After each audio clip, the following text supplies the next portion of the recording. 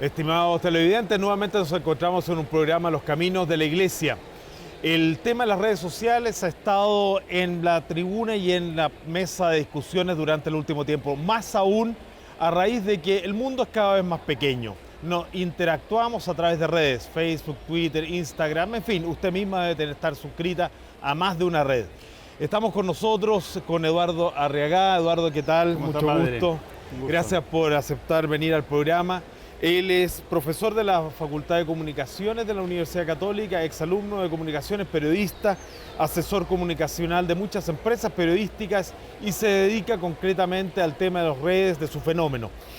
Cuéntame, Eduardo, tal vez para ilustrar a la gente, ¿qué tanto hay de verdad en esto de la penetración de las redes? ¿O no hay algo de mito también? Es cierto que ha habido un crecimiento explosivo, pero ¿es tan real que ha cambiado un poco casi el panorama mundial? Yo creo que sí, yo creo que a veces quizás cuando uno está metido en medio del proceso le cuesta ver el proceso. McLuhan decía que vemos la realidad por el espejo retrovisor, condicionado por el pasado.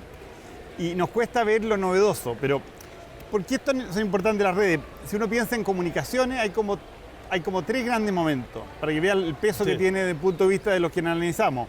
Un momento es la escritura. Con la escritura la comunicación se hace eterna, se puede pasar, ya deja de ser esto una conversación en el aire y se queda. El segundo paso es la imprenta, que creó un paradigma nuevo, que es el paradigma de todos nuestros medios, que es el paradigma de uno a miles. Un mismo mensaje lo trabajabas muy bien y el mismo mensaje le llegaba a miles de personas. El tercer gran paso no es Internet, que mucha gente dice Internet es una maravilla. Internet es la base. El tercer gran paso son las redes sociales. ¿En qué sentido? En que la gente que antes conversaba sobre los mensajes que estaban en los medios, o conversaba sobre las autoridades, sobre los famosos, etc., empieza a conversar en forma publicada. Es decir, lo novedoso y lo bonito es que tenemos conversaciones publicadas que se pueden reproducir a miles de personas por la ayuda de gente como nosotros. Es decir, personas de a pie, podemos simplemente decir me gusta esto, retuitear algo y llega a mucha gente. Esa conversación publicada de la audiencia le cambia el carácter. La audiencia deja de ser una persona como espectadora y pasa a ser también un actor que participa incluso en la distribución de los mensajes. George Orwell escribió el famoso libro 1984 con la idea del gran hermano. Este autor casi tuvo una visión profética en el sentido de que efectivamente estaríamos expuestos así a una especie de tribuna pública en que estamos todos, somos parte de un set de televisión. ¿No hay algo de eso también o no? Yo creo que, yo te diría que para mí, yo uso un término de la iglesia para usar esto. Pablo VI hablaba de signos de los tiempos y decía que signos de los tiempos eran ciertos eventos que pasaban en la sociedad que se convertían, condicionaban, cambiaban paradigmas. Él usó el ejemplo que yo encuentro que es muy poderoso, que fue el de la mujer en el trabajo. Cuando la mujer deja la casa y también se incorpora al trabajo, y él dice eso fue una fuerza liberadora, hizo más felices a las familias, pero el proceso fue duro. ¿Cuál es la parte dura de las redes sociales? La parte como que nos incomoda más. Es la transparencia que tú estás... La falta de privacidad, digamos. Sí. O la exposición. Es un aumento, la privacidad como concepto. Es decir, acá hay dos personajes, Zuckerberg, el creador de Facebook, creador de las redes sociales, y Assange, activista antipoderosos que crea Wikileaks. Ellos dos trabajan, ellos creen que la privacidad es demasiado alta y ellos creen que tiene que ser menor. ¿Por qué? Assange cree que la privacidad permite que los poderosos abusen. Entonces él dice, los poderosos no tienen que tener privacidad, o tienen que tener mucho menos. Y Zuckerberg dice, la privacidad nos hace malos comunicadores. Él dice, para poder comunicarte bien con una persona, tú tienes que ver a esa persona, tienes que conocer a esa persona, no puedes hablar con una persona enmascarada. Entonces, para permitir estas comunicaciones globales de las redes sociales, él dice, tú para poder comunicarte bien en estos nuevos espacios, tienes que bajarte algunos velos. Esto no es la casa de vidrio, esto es menos velo. Es decir, tú dejas de ser un sacerdote y pasas a ser Hugo Tagle, sacerdote. Ya no puedes ser un periodista. Tiene que ser... ¿Por qué? Porque las redes te exigen que tú seas una persona y que tú mires a los ojos es como, ya no puedes hablar desde el podio, sino que tienes que bajarte y estar abajo. Sí, bueno, tal vez con un pequeño comentario a raíz de eso, de la mayor publicidad y la transparencia, por ejemplo, es un dato muy sintomático y bueno, los medios de comunicación, todos los periodistas tienen que firmar las crónicas que escriben, digamos, también con un pequeño signo de que quién está detrás de lo que se dice. Y eso en ese sentido nos ha hecho bien a todos, pero no ha sido un exceso, no se debería diferenciar, y me pongo aquí como abogado del diablo, entre la vía pública y la privada. Eso es legítimo decirlo, ¿no? Sí, yo creo que si nosotros nos estamos exponiendo más, a mí me tocó hacer un libro sobre estos temas y lo presentó Eugenio García, que fue el creador del iceberg de Sevilla y creó la campaña del no. Y Eugenio es un experto en comunicación, él decía que los mineros antes, en Chile, estaban arriba en los cerros y tiraban los relaves donde les convenía a ellos, porque no los miraba nadie sabía qué hacían ellos. Claro. Pero ahora ellos trabajan con una persona en el hombro que lo está mirando todo el tiempo y además un activista ecológico. Entonces, cuando nos sabemos mirados, no actuamos igual. Es decir, hoy día tenemos que actuar sabiéndonos que hay gente que nos está mirando y eso condiciona. Yo pienso que estamos en el momento del cambio, entonces los ajustes son siempre ingratos. Esto tiene una parte negativa, delicada, que es el manejo que pueden hacer algunas personas de la información que tienen. Es decir, en nuestro teléfono están todos nuestros movimientos, están todas las cosas que visitamos. Esa información, como la estamos usando en gran parte gratuitamente, por ejemplo, tú cuando en Facebook, tú no pagas por Facebook. No. Facebook es dueño de toda la información que tiene. Entonces, podría haber un mal uso. Y creo que tenemos que defendernos de eso, y esos son los excesos. Pero creo que hay que pensar que la privacidad que teníamos no la hemos tenido siempre. Era una privacidad que era herencia de la ciudad. Cuando pasamos en el pueblo, todos sabían lo que hacía todo el pueblo. Es decir, tú sabías lo que hacía la señora de la esquina, conocías al panadero, la privacidad era más baja. Cuando nos integramos en estas grandes metrópolis, fue necesario subir la privacidad o si no era muy ingrato. Claro. Entonces, lo que dice Zuckerberg es que para poder hacer esta comunicación de calidad, tenemos que volver a bajar un poco, ¿no? Esto no es sacarse algunos velos. Claro. Y ahí tenemos, yo creo que quizás algunas personas se han sacado velos de más. Yo creo que no todos tenemos que exponernos de la misma manera. Está bien que nosotros obliguemos, el dicho típico era, la ropa sucia se lava en casa, pero la del rey en la plaza. El rey son las personas que tienen responsabilidades sociales. A ellos hay que pedirles menos privacidad que a una persona de a pie como nosotros. No, muy bien. Y ahora pasando a otro tema que tiene que ver un poco, atendiendo un poco también a los que nos ven en el programa. Muchos son padres de familia, niños, una preocupación de muchos papás. Esta vez por el mal uso de las redes. Y apunto específicamente al uso y abuso de la pornografía o de los abusos que se pueden cometer a través de las redes. Hay muchas advertencias frente al mal uso. ¿Qué les dirías tú a los padres de familia sobre todo? Yo creo que Internet hoy día y las redes sociales es una ventana donde se pueden hacer cosas buenas y malas. Es decir, en su momento fue el teléfono, después fue la televisión. Yo me acuerdo cuando era chico el drama era la televisión, las cosas que uno podía ver en televisión. Hoy día es Internet. Al final del día, yo creo que el esfuerzo de los padres tiene que educar el criterio de los hijos y tratar de... Porque es imposible en este mundo actual tratar de manejarse cerrando puertas. Yo me acuerdo de gente que sacaba el televisor de la casa, entonces decía, no, mira, no entra el televisor. Yo he leído literatura catastrofista en la época del teléfono, en que decían que el teléfono era un peligro porque estaban trayendo a la gente más mala del mundo, la estabas conectando con tu casa. Cuando en tu casa no entraban los malos, de repente tú por un teléfono podía entrar el psicópata. Pero la verdad que la gente no es tonta, la gente sabe manejarse. El problema es que nos obliga a educar a nuestros hijos mucho más fuerte, ser mucho más eficiente en convencer y no solamente imponer, es decir, en ponerlos de nuestra parte. Yo pienso que las redes, yo creo que la gente se asusta porque ve a la gente un poco adicta. Adicta, entonces dice, se han puesto adicta a este aparato o a WhatsApp. Pero yo lo veo de otra manera. Yo creo que la adicción es una adicción que hemos tenido siempre. Nosotros somos adictos a nuestros amigos. Y la gente, los adolescentes, yo tengo hijas de 18, 20 años, tienen una adicción tremenda a sus mejores amigas. Y la gracia de este aparato no es el aparato, sino que aquí, 24/7, están esas amigas. Claro. Entonces, ellas quieren estar en el momento más importante de su vida conectado a esto, porque quieren que sus amigas también estén en ese momento importante. Claro. Entonces, yo creo que una ventaja, porque el primer Internet era un Internet de gente anónima, pero en las redes sociales la gente se comunica con personas de verdad, no son seres virtuales. Hay gente que tiene la idea de que esto es como seres virtuales que del computador tiran una red. Claro. En realidad, la mayor parte de nuestras interacciones, y lo demuestran los estudios, seguimos hablando con la gente que nos importa, la gente que conocemos, la gente que interesa, y solo que lo hacemos en forma más permanente. Y quizá estamos cometiendo exageraciones en cierto momento, es decir, una persona que está conectada todo el día y que no puede separarse de eso, quizás está enviciada, pero yo creo que el envicio es a sus amigos y no un vicio tecnológico. Claro, no, muy buena.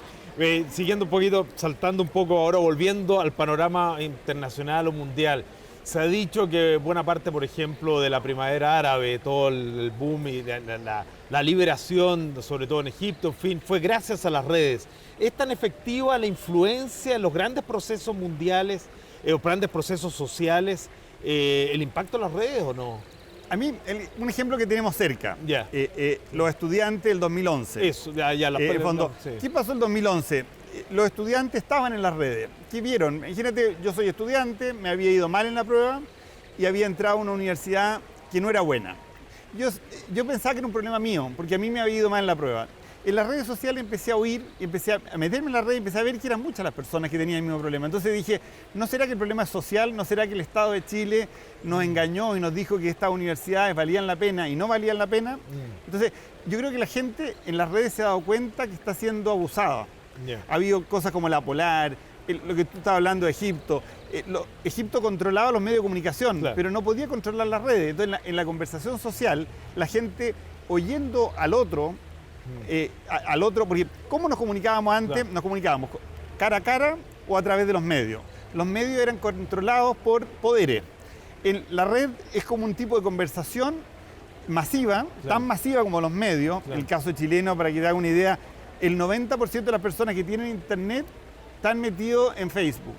No lo usan todo el tiempo, pero tienen su cuenta. Somos el segundo país de mayor penetración de Facebook, sí, después de Estados Unidos, creo, también, ¿no? En Twitter. Es impresionante. Sí. Hemos estado en somos un fenómeno. Somos un fenómeno. Pero sí, es que eso habla bien de nuestra sociabilidad.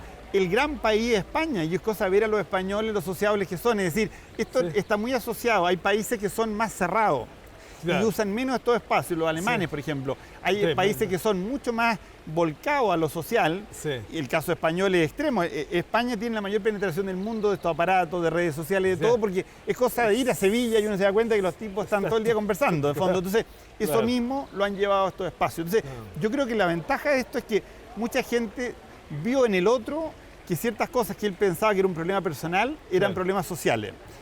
Evidentemente las redes no permiten la revolución, la reforma, lo hace la gente, pero facilita la conversación y el darte cuenta de cosas. Por eso yo encuentro que es un espacio tan importante, por ejemplo, para la iglesia, porque es un espacio natural de evangelización en términos de conversación. Y qué bueno que tocas tú el tema, porque así me adelantas, ¿no es cierto? Saltamos inmediatamente un poco también a lo que nos preocupa en el programa. Bueno, ¿cómo ves tú, qué diagnóstico harías tú de la comunicación eclesial? Más de alguna persona que nos está viendo, está en una parroquia, seguramente se informa a través de Facebook, a través de Twitter, a través de la página web de la parroquia, de la iglesia, de la diócesis. ¿Lo hacemos bien, lo hacemos mal? ¿Qué sugerencia daría? Y inmediatamente el fenómeno Papa Francisco y redes, también sería interesante verlo. Primero Benedicto, que era un papa bastante más low profile, como decía un futbolista, bastante menos expuesto que el actual. Él fue el primero que se metió porque vio que ahí estaba la gente. Es decir, y él se animó a meterse en las redes en una época muy dura en la iglesia, donde estaba todo este problema de la pedofilia estallando, y él se animó a meterse. Yo creo que es una muestra de que tenemos que plantearnos muy en serio eso, cuando no solamente Benedicto, sino que viene un nuevo Papa, Francisco, y no solamente se mete, sino que claramente aprovecha mucho. En este momento, a nivel internacional, Francisco es evaluado como lejos la persona más influyente de las redes sociales del mundo, por la cantidad de personas que cada vez que él escribe algo, lo comparten con sus amigos. Es decir, 20 millones, 20 millones de seguidores. Yo no recuerdo exacto la cifra de seguidores, es como el cuarto del mundo, pero en retuiteo, en favoriteo, en eso, es el mayor del mundo. Es mucho más que Obama, es como 6-7 veces más que Obama. Y eso es ¿por qué? Porque él es como un personaje experto en redes. ¿En qué sentido? En que es una persona que supo cambiar, por ejemplo, el tema de conversación. En las redes lo fundamental no es tanto el mensaje. En el mundo de los medios, tú trabajabas muy bien un mensaje. Aquí lo que tienes que lograr es como cambiar el tema de conversación. ¿Y qué es lo que ha hecho este Papa fabulosamente bien? Cambió la conversación que estaba entrampada en el problema de la pedofilia, lo llevó al tema de la reforma de la iglesia y una iglesia que apuesta por los pobres y desde los pobres y desde el problema de la misericordia, volver a rescatar un poco los mismos valores de siempre, los mismos principios de siempre. Y lo hizo con los zapatos, con gestos, él dio el paso, el auto, se metió en una de estos, ¿cómo se llama? Cuando se estaban sacando una foto de unos niños jóvenes. En un selfie. En un selfie. Él dio el paso y se integró a la foto. Es decir, él entendió. Cuando le preguntaron, yo conocí al asesor del Papa en temas de Twitter, y él le preguntó a uno de sus colaboradores cercanos, oye, pero este Papa, ¿qué es lo que usa? ¿Usa iPhone, BlackBerry? No, usa Olivetti, en fondo le dijo, porque nunca ha usado ninguno de estos aparatos de máquina de escribir antigua, pero él entiende muy bien la posición de conversación. Yo creo que lo bonito que tienen las redes como oportunidad es que tiene una ventaja. Si tú vas a un medio, te expone a que en el medio te cuestionen, te apriete un periodista que su rol es apretarte. Claro. Y muchas veces uno no está preparado para eso. En las redes tú tienes la ventaja que tú te expones al que quieres. Es decir, tú vas creando una comunidad alrededor de tuyo y esa comunidad tú vas conversando con la gente que quieres conversar. Si en tu red alguien te insulta o alguien te dice una estupidez, tú lo ignoras y no te hace daño y nadie de tu comunidad ve ese insulto ni eso, porque la gente solo ve lo que tú escribes. Claro. Entonces es muy agradable porque cuando alguien dice algo, imagínate a alguien que no es de tu comunidad, te dice algo que a ti te sirve, tú le contestas y estás entrando en la comunidad de esa persona. Cuando tú tienes una buena oportunidad. Entonces uno tiene la posibilidad de discriminar entre las conversaciones que vale la pena hacer, que es como cuando tú invitas a alguien a tu casa, conversaciones que vale la pena, del insulto, de lo que le llaman el troleo, de la mala leche, que tú simplemente al ignorarlo no participas en tu comunidad. Entonces es un espacio que cuando se maneja bien, y lamentablemente cuesta manejarlo bien porque hay que trabajar muy bien a quién seguir, aportar en las redes, hay que estar escribiendo. Cuando se maneja bien creo que es una oportunidad muy buena para gente que tiene mensajes que dar. Justamente. No, y en ese sentido creo, claro, tal vez viene muy de cerca la recomendación, pero creo que la Iglesia en términos generales las ha aprovechado bien. Está muy lejos de demonizarlas. De hecho, yo creo, ¿no es cierto? Basta ver si el boom, la explosión de páginas web, de penetración de organismos de iglesia. Todas las revistas tienen alguna página web. O sea, vamos realmente a la vanguardia. Pero da la sensación igual de que el mensaje no conecta directamente con la gente. ¿Qué habría que hacer? Yo creo que necesitamos... Tú mismo das el ejemplo de las páginas web. Yo creo que es necesario dar el salto de entender que donde tiene que estar el que quiere evangelizar, ya sea sacerdote o laico, tiene que estar conversando de estos temas en las redes sociales, no en nuestras páginas web, porque las páginas web, nosotros podemos llevar a la gente a las páginas web desde las redes. Entonces, yo creo que lo que falta es mayor conexión. Es decir, yo he visto algunos errores en la iglesia cuando se ha desconectado 2 o 3 días y no se ha dado una respuesta a tiempo. Pero por otro lado hay ejemplos muy buenos en la iglesia chilena. Por ejemplo, un ejemplo que uso yo en clase es cuando hicieron una campaña sobre el tema del aborto y usaron la etiqueta o hashtag que le dicen en internet, nadie sobra.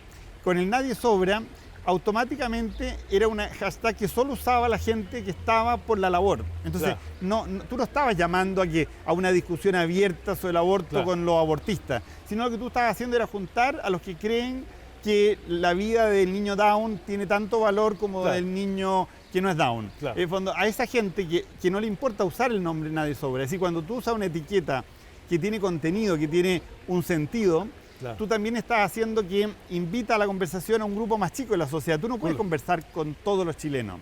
Tú tienes que saber que en una conversación tienes que decir, mira, como cuando tú tú dices en un programa, tú le dices, se puede referir a la señora o a los señores, en el fondo, son conversaciones distintas. Claro. Y lamentablemente en el mundo de los mensajes escribíamos como lo mismo para todos. En el mundo de las redes tenemos que entender que tenemos que hablar con grupos mucho más chiquititos, como con nicho. Justamente. Y son como conversaciones como de a uno. Es decir, yo le contesto a una chica que es una universitaria que me hace una pregunta y a través de ella estoy hablando con otros universitarios también. Claro. Pero hablo con una persona, no hablo como con genéricos. Claro. En fondo. Entonces, yo creo que la iglesia a veces como que esto no es como el púlpito de la iglesia donde le hablo a toda la gente, Claro. a toda la familia, abuelos y nietos. Tengo que hablar con los nietos, tengo que hablar con los abuelos y son como conversaciones distintas. Entonces, tenemos que calibrar eso un poco.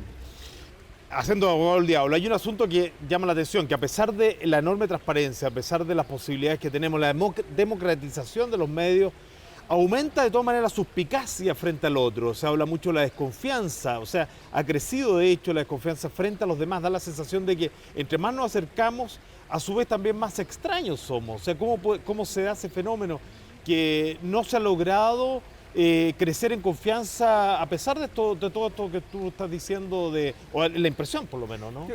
Yo creo que lo decía muy bien el cardenal en el último Te cuando hablaba de la desconfianza como un gran problema. Yo siento que, y habiendo vivido en otros países, creo que el gran problema de Chile es la desconfianza. Y yo creo que hablar que las redes tienen algo que ver con esto es como hablar del sofá de Donoto. Así, yo creo que la desconfianza tiene razones profundas en Chile. Así, ha habido abuso sistemático en el tiempo. Es decir, ha habido gente de la cual, gente que ha sido maltratada por muchos años y que no era consciente de ese maltrato. Claro. Maltratos quizás no exagerados, con los cuales se podía vivir, pero que eran ciertos maltratos. Es decir, el estudiante se engañó a muchas familias diciéndoles que eso eran universidades, Claro. Casas comerciales cobraron intereses abusivos. Es decir, yo creo que eso es lo que generó las desconfianzas. Claro, no las redes. Cuando tú sientes, ¿qué ha pasado? Las redes sociales han permitido que tú descubras que ciertas situaciones que tú pensabas que eran como, tuve mala suerte, fui yo el culpable, te des Claro. cuenta que en realidad quizás no eres tú el culpable. Entonces, Claro. evidentemente cuando tú descubres que alguien se aprovechó de ti, empiezas a desconfiar más. Entonces, las redes yo creo que han transparentado ciertas situaciones complicadas y creo que tenemos que trabajar, es decir, por el mismo ejemplo que yo te daba de la minería, es decir, la minería quizás amoralmente, no inmoral porque no eran conscientes, No eran conscientes, estaban claro. haciendo daño a la ecología en forma exagerada. Claro. Es decir, pero no es que antes no lo hacían mucho más que antes, pero el problema era que no éramos conscientes. Entonces ahora lo vemos y eso es lo que genera desconfianza. Y yo creo que un lugar de conversación como este es un lugar ideal para construir confianza y dar el Claro. paso al revés. Es decir, desde la conversación volver a hablar, a recobrar la confianza. Se dice que las redes sociales van a cambiar un poquito, por ejemplo, la cultura del trabajo. Altamente probable, va a ser mucho más flexible, se va a poder trabajar más en la casa.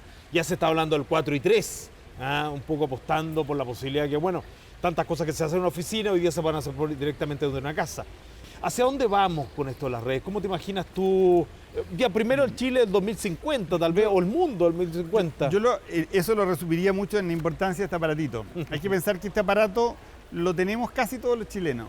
Hay más de estos aparatos hablando en cifras, ¿cuánta gente tiene en este minuto?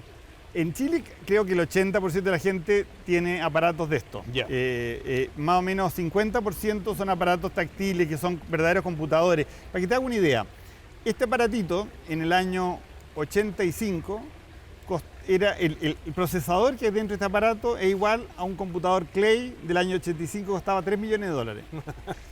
Es decir, locura. tú tienes una tecnología de $3 millones en el bolsillo del año 85. El problema es que esta tecnología la estamos usando para jugar y Claro. para hablar por teléfono. Pero con aplicaciones este aparatito se potencia muchísimo y nos permite muchas de las cosas que tú estás diciendo. Es decir, este aparato puede reconocernos cuando llegamos a la casa, puede eliminar las llaves, puede facilitarnos. Es decir, hoy día hay una serie de software contextuales que en vez de tener una agenda en que tú tienes que estar anotando las cosas, el aparato sabe, porque tú repites las acciones todas claro. las semanas, entonces te va ayudando a construir tu agenda el mismo aparato. Es decir, hay mucha potencialidad en que ¿por qué tenemos este aparato? Porque queremos estar en las redes sociales. Los estudios muestran que la gente compra esto por WhatsApp, Yeah. por Facebook. Pero cuando lo tienes, le puede sacar muchos otros partidos. Claro. Y está en la línea de lo que tú dices. Yo creo que hay muchas cosas que hemos hecho toda la vida que se pueden facilitar y hacer más fácil, hacer mejor con ayuda de aplicaciones. Entonces, eso abre espacio muy atractivo y eso anima mucho a que la gente repiense práctica, repiense cosas a partir de aprovechar la red y aprovechar que todos andamos con uno de estos. Claro, claro. Hace un tiempo atrás hubo una película muy buena, la tienes que haber visto, sobre las potencias justamente de un mundo ideal en el cual una persona se enamoraba de un programa de una máquina. Vamos hacia allá, ¿no será? Muchos temen un mundo más aislado, más solo, donde abundan en realidad personas más solitarias. Yo tiendo a ver el vaso medio lleno y lo reconozco, pero si lo piensas, cuando nace el teléfono, la literatura de esa época decía que por culpa del teléfono no íbamos a ver más, porque el teléfono iba a reemplazar la conversación cara a cara. Claro. Y se ha demostrado que no es así. La gente se ve no solamente por cara a cara, sino que además por teléfono. Hay mucha gente que dice, oye, pero si yo ya sé todo lo que haces tú, ¿para qué me junto contigo? Es que en vez de hablar de esas cosas que ya sabemos, claro, hablamos de otras cosas y nos seguimos juntando. Yo creo que al final las tecnologías son usadas por lo sociable de las personas. Entonces, al principio quizás se producen ciertos quiebres, pero cuando la gente lo aprende a usar, lo aprovecha bien, al final manda a la persona. Es decir, yo veo, mi mujer es española y tiene a sus 6 hermanas en España y está conectada permanentemente en WhatsApp con ellas todo el tiempo. Entonces, y cuando se juntan una vez al año allá, un mes, no dejan de hablar, hablan 10 veces más y hablan de cosas mucho más interesantes porque las recetas de cocina, los vestidos y las cosas las vieron en línea. Es decir, yo creo que al final, así, hay gente que no quiere hablar. El personaje de la película esa era una persona que no sabía tratar con gente. Claro. Esas personas, entre comillas, un poquito enfermas, encuentran en estos espacios, en los juegos de computación, lugares donde esconderse de la gente. Pero también el sociable, que es un poco el caso español que te decía yo, el sociable encuentra en estos espacios otras formas de comunicarse con la misma gente, porque al final muchos tenemos mucho que hablar, y tenemos mucho que conversar y nos entretiene mucho el feedback. Hay estudios científicos que dicen que cuando uno tiene una conversación con otra persona, una conversación recibe como feedback positivo, se produce en el hombre ciertas sustancias que son gratificantes para el cerebro. Hay estudios que muestran que esas mismas sustancias salen cuando tú tienes una conversación por teléfono. Y por supuesto sale cuando tú tienes un chateo a través de internet. Porque al final este aparato es transparente. Tú estás hablando en realidad con tu amigo. Y tú sientes lo mismo que si está la persona al frente. No, evidentemente tiene un valor extra que esté al frente. Pero al final cuando tú levantas el teléfono, tú no estás viendo un aparato. Estás conversando con tu madre. Y tú sientes que la conversación es una conversación real. ¿Cómo ves esto tú, la interacción desde la perspectiva ya evangélica, desde la perspectiva creyente?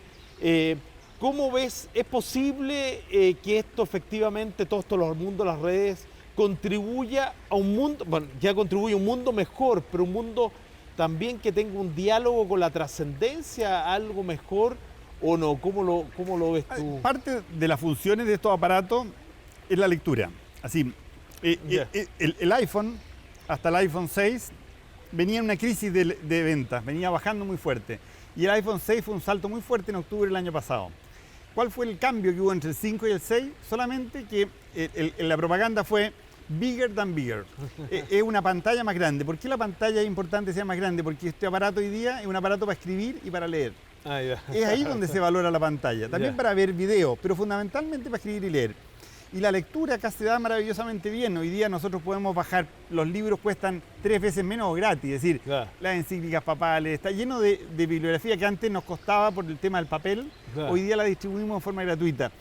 Y mucha gente está leyendo mucho acá, hay aplicaciones que te permiten recordarte cosas. En el fondo, el teléfono te puede ayudar a rezar el ángel o a cosas a prácticas que uno mismo uno tiene que configurarla, porque al final es lo mismo que en la vida, es como cuando tú configuras tu memoria para acordarte a las 12 de la mañana, en este caso el aparato te puede ayudar. Entonces yo siento que esto son como oportunidades, la gracia está en que tú pienses cómo esto puede trabajar en favor no solamente de tu vida, sino que también de tu fe, de tu relación, de tu capacidad de leer cosas que valgan la pena.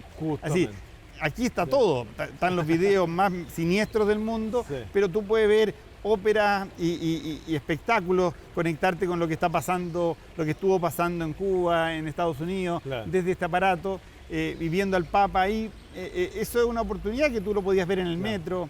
Yo creo que al final eres tú el que tienes que tomar la iniciativa y aprovechar el espacio. Y tenemos que ayudar todos a que la gente se dé cuenta que tiene esas posibilidades, como es la buena lectura, que este es un muy buen espacio para leer. Pero por lo mismo también, ¿no será un abuso? ¿No habrá algo de manipulación? Lo que muchos dicen, centra el grado de sospecha, sobre todo los chilenos que sospechamos muchas veces de todo. ¿No hay algo o no? ¿O simplemente ha sido una buena oportunidad? Lo digo en el sentido de... ¿Sospecha por qué lado? Por el lado de que, bueno, que se ha abusado de la imagen del Papa, que se ha querido vender un poquito una imagen... Sí, así. En fondo, seguramente uno puede entender de que, como cualquier gobierno, tanto el caso Obama como el caso Raúl Castro, y lo hizo en su momento Cristina Kirchner, tratan de aprovecharse del Papa. Claro. Yo creo que el Papa es suficientemente listo para dejarse aprovechar. Es decir, estas son relaciones de a dos, son como el tango. En fondo, es decir, yo creo que el Papa a veces acepta bailar el tango porque él le da una vuelta y se da cuenta que la única forma de llegar masivamente es, en el caso de países con el autoritarismo que tiene Cuba, o en el caso de países con la masividad que tiene Estados Unidos. Estados Unidos, tú, si no te metes en el mainstream, eres marginal. Entonces, yo creo que el Papa se sube a esto y se deja, entre comillas, manejar en parte, porque se da cuenta que su mensaje es más fuerte. Yo creo que él cree que en la pasada, en que Castro va a sacar una ventaja, él cree que él va a aprovecharse de que todos los medios cubanos que son castristas lo van a cubrir, y él piensa que eso va a ser una oportunidad mucho más valiosa para el cubano de a pie. Y así fue efectivamente, digamos, por lo menos por lo que dicen, no siendo tirando la raya para la suma, fue mucho más positivo para la iglesia cubana, quiero decirlo inmediatamente, a raíz de las críticas que se ha hecho para la iglesia cubana, que para el gobierno castrista, digamos, hay que decirlo inmediatamente. Yo creo que son miradas distintas. Yo pienso que uno está mirando el corto plazo, es decir, el argentino se molesta con que se reúna con Cristina Kirchner porque dice esto va a influir en la elección de diciembre. Yo creo que el Papa está pensando en 40 años, está pensando en una mirada de desarrollo de la fe, que es un proceso mucho más lento, no es como una votación mañana, sino que es un proceso que se construye poquito a poquito y donde este tipo de eventos, aperturas que hace, por ejemplo, el caso actual Cuba. Yo creo que el ejemplo de Juan Pablo II en Polonia es un muy buen ejemplo de cómo él aprovechó y apostó fuertísimo por Cuba, aprovechó el movimiento solidario, por Polonia, con el movimiento Solidaridad, y el resultado fue maravilloso. En un momento me acuerdo que se dijo, el Papa está siendo manejado por el gobierno polaco, que era una dictadura tan siniestra como la actual de Cuba. Justamente. Bueno, muy bien, ya nos están diciendo que hoy ha sido muy bueno, interesante, podríamos seguir en realidad. De realidad impresionante la cantidad de cosas y datos que maneja. Bueno, un millón de gracias, Eduardo, por tu tiempo, gracias por haber participado en el programa, y queridos televidentes, muchas gracias por acompañarnos nuevamente en Los Caminos de la Iglesia. Nos vemos el próximo domingo. Nos vemos.